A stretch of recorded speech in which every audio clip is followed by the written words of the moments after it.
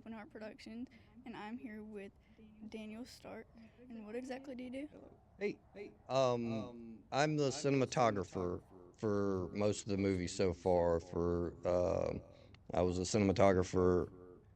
Well, really, I guess it just starts. We wear a lot of hats with Open Heart. One day I was at work and a couple of friends of mine came in my office and they were like, "Hey, you want to shoot a movie with us?" And I was like, "What, like a short?" And they were like, "No, a feature-length film." And I was like, "You're crazy. Like I have bills, I have a family, I have a job, I have stuff to do." And I went home that night and I thought about it and I was like, I might never get asked to do this again. So I called them both up and we started shooting Unknown Strangers. And that was a film that Chris Pinkston uh, produced and wrote and directed. And we got that completed. And then we moved on to The Bogman. And I wasn't sure. I dove into it because it was a Bigfoot thing. And I was like, we can do that, you know? And it was a learning curve.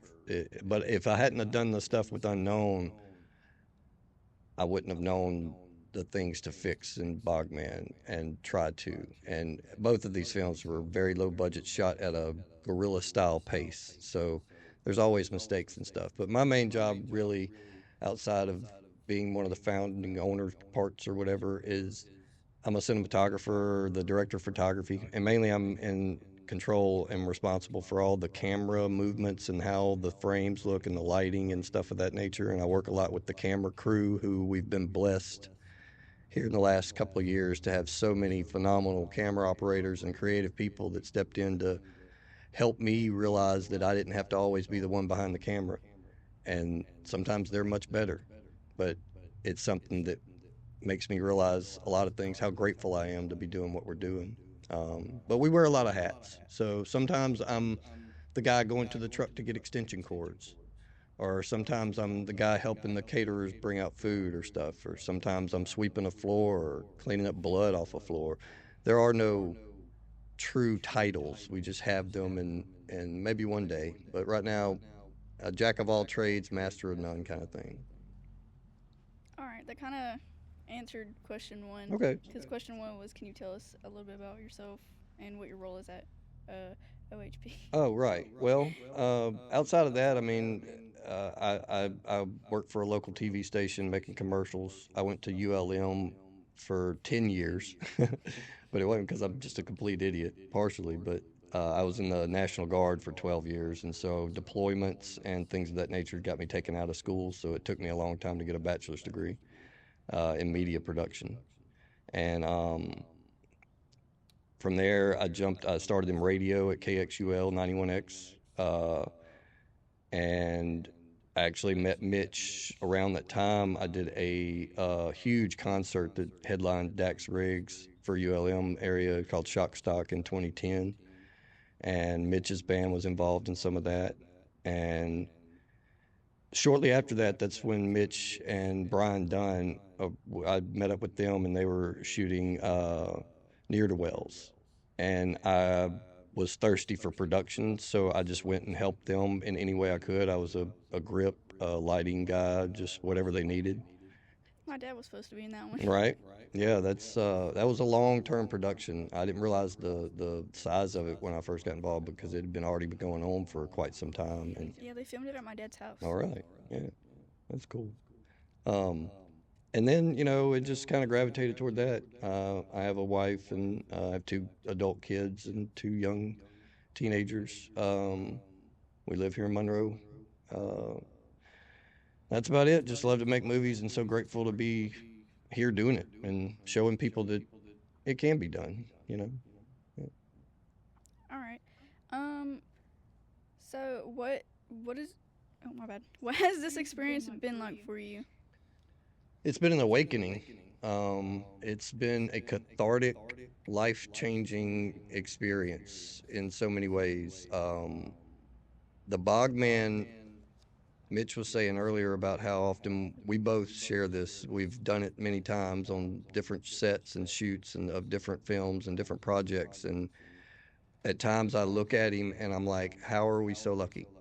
and I sometimes I won't even say it. I'll just look at him and kind of put my hands in my, and he knows what we're saying because we look around and we see all these, not just people that are coming out to help, but people that are coming out to help competently and learning. And it's a collective. Everybody kind of looked out for each other, especially on Sea of Madness. That was a, we spent 8 days pretty much on a vessel that was of historic proportion. Just that ship, the USS Kidd, being able to shoot that film on there. There's a spirit about that ship, and it helped us to complete that because we were told by several people, even myself, that's impossible to be able to complete it all on the ship in the amount of time we did. And so I try to always stay in the here and the now. And, you know, sometimes you don't know how far you've come until you stop and look back for a second. And then you makes you grateful in a lot of ways, even for the good or the bad, you know. But yeah, I love it. I love the interest that we've stirred up and the involvement that we've gotten from our friends and now lifelong members of Open Heart. You know, there's probably several of you out there that don't even know it yet. So, yeah.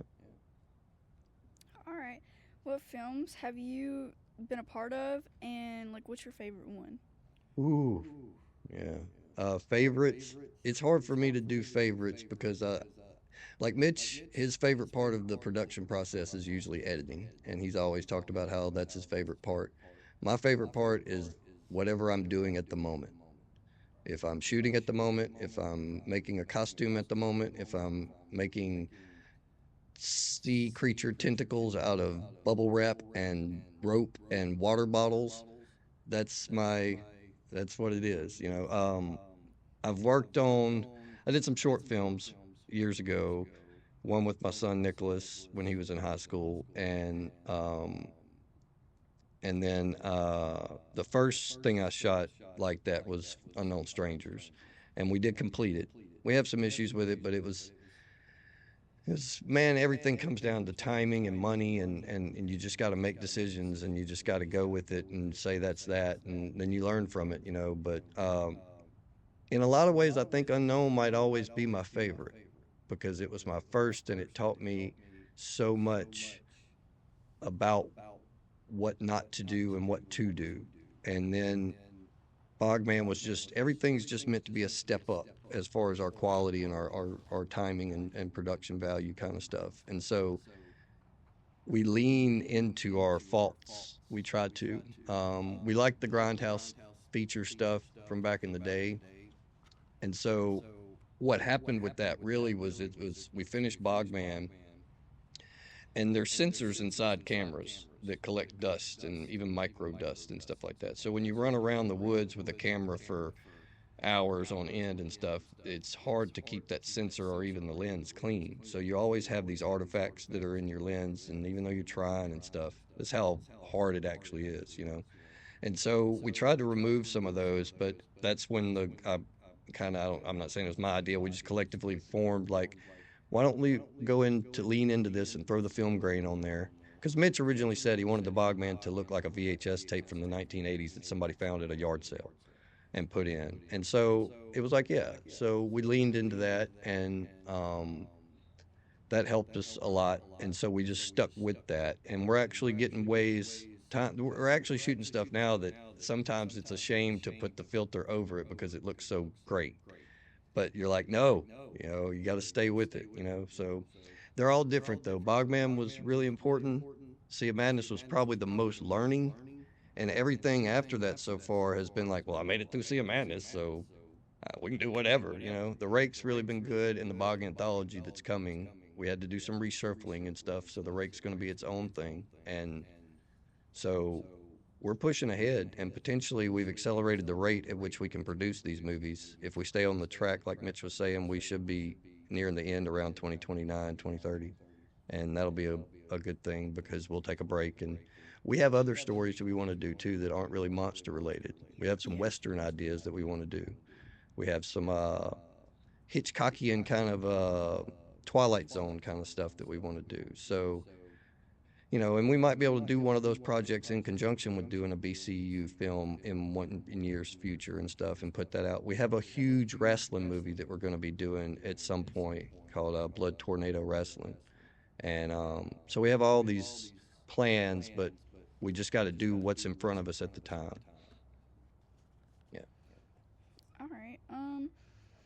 Is there like anything you would like change about like any movies or Just time and ability to get money. Time and money, really. That's about it. I wouldn't change anything because I wouldn't be here sitting with you now until if I wasn't for that. So yeah, I don't really change stuff. I try to change it in the future if I ever encounter it again. That's what I try to do.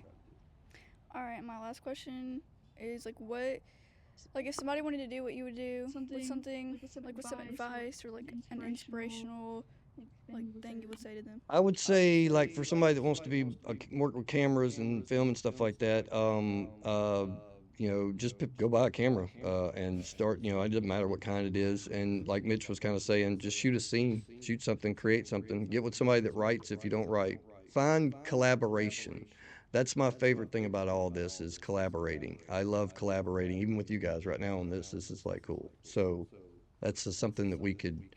Um, Look into and if you have even just the inkling of of a calling. It's okay. If you have just the inkling of like a calling in your life, say you want to be a race car driver, or you want to do something, or you want to make cupcakes, or you want to raise chickens or whatever, if you're lucky enough to have a calling, embrace it, chase it, bite onto it, and pray for lockjaw, and do that with every ounce of your body. And even when I'm not on a film set or on making a movie or getting covered in blood, I'm still with my family and stuff. I'm still a filmmaker, So it's something that is ingrained in me anyway with that, and I love it. Do what I love, so it doesn't matter. Like I said, if you just like jumping rope, jump rope with all your heart, and do it every day, and never give up. I like that. All right, that's it. Thank you. You're welcome. Thank you for doing this interview. Finally. Right? Yeah, I'm hard to track down. Stay tuned for more Maddie interviews, and this will be on TikTok. This will be on TikTok.